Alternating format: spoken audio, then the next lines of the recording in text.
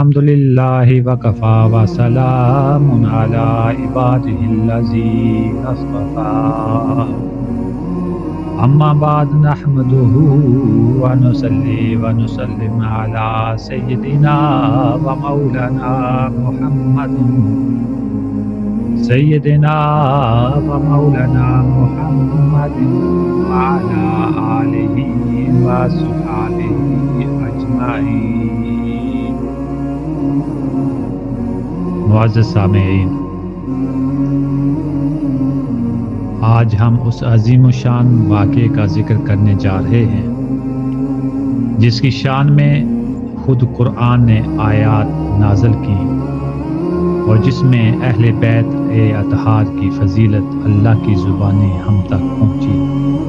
جی ہاں، ہم بات کر رہے ہیں واقعہ مباہلہ کی جو 24 ذوالحجہ کو پیش آیا اور ہمیشہ کے لیے ہمیں یہ سبق دے گیا کہ حق کا معیار اگر کوئی ہے تو قرآن اور اہل بیت ہے۔ معزز سامعین اکرام، نجران کے عیسائی علماء کا ایک وفد مدینہ طیبہ آیا۔ یہ وفد 60 سے زائد افراد پر مشتمل تھا، جن میں ان کا بڑا پادری ابو حارثہ بھی شامل تھا۔ ان کا اصل اعتراض یہ تھا کہ عیسیٰ کو ہم اللہ کا بیٹا مانتے ہیں، تم انہیں بندہ اور نبی کہتے ہو، فیصلہ کون کرے گا؟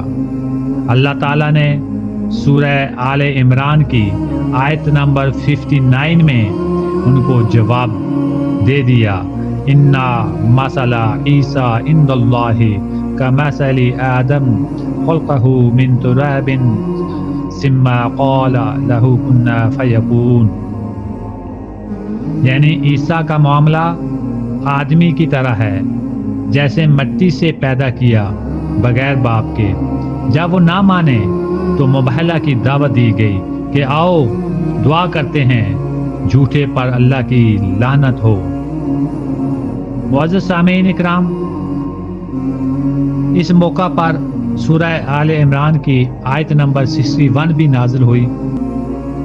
نبی پاک کے پاس تو پوری امت تھی، صحابہ کرام تھے، مہاجرین، انصار، قرہ، محدثین، لیکن مباہلہ کے دن صرف 5 ہستیوں کو حضور اکرم صلی اللہ علیہ وآلہ وسلم اپنے ساتھ لے گئے، کیونکہ قرآن پاک کی زبانی، قرآن کا لفظ شریک ہستی، ابناءنا ہمارے بیٹے حضرت امام حسن اور امام حسین علیہ السلام، نساءنا ہماری عورتیں حضرت فاطمہ الزہرا، انفسنا ہماری جانیں حضرت علی المرتضیٰ، اور خود رسول خدا ان سب کے ساتھ تھے۔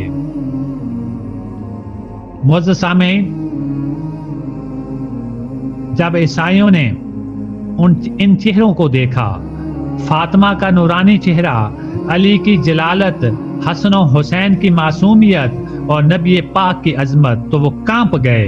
ان کے پادری نے کہا، اگر یہ چہرے بد دعا کر دیں تو ہم اور ہماری نسلیں فنا ہو جائیں گی۔ وہ مباہلے سے پیچھے ہٹ گئے اور جزیہ دینے پر راضی ہو گئے۔ سامعین محترم، یہ صرف ایک مناظرہ نہ تھا، یہ اعلان تطہیر تھا۔ یہ وہ دن تھا جب قرآن نے علی کو نبی کی جان کہا، فاطمہ کو قرآن نے نبی کی عورتوں میں سے کہا، یعنی سب سے اعلیٰ حسن و حسین کو بیٹے کہا، حالانکہ نواسے تھے، مگر مقام دیکھیے۔ اگر آپ یہ جاننا چاہتے ہیں اللہ کو سب سے زیادہ کون پسند ہے تو یہی 5 ہستیاں ہیں جنہیں مصطفیٰ صلی اللہ علیہ وآلہ وسلم اپنی نبوت کے سچ پر گواہ بنا کر لائے۔ آئیں مل کر دعا کرتے ہیں، یا اللہ ہمیں اہل بیت اطہار سے محبت نصیب فرما، یا رسول اللہ ہمیں ان لوگوں میں شامل فرما جنہوں نے آپ کے آل کے قدموں کو چوم کر جنت کا راستہ چنا، یا حسین ہمیں آپ کے دین کے قربانی کو سمجھنے، اپنانے اور بچانے کی توفیق عطا فرما، آمین بجاہ نبی الکریم۔ معزز سامعین، اگر آپ کو یہ واقعہ یاد ہو جائے تو اپنے بچوں کو سنائیے، یہ قرآن کی زبان سے وہ سچ ہے جس پر ہماری نسلوں کا ایمان قائم رہ سکتا ہے. آمین ثم آمین.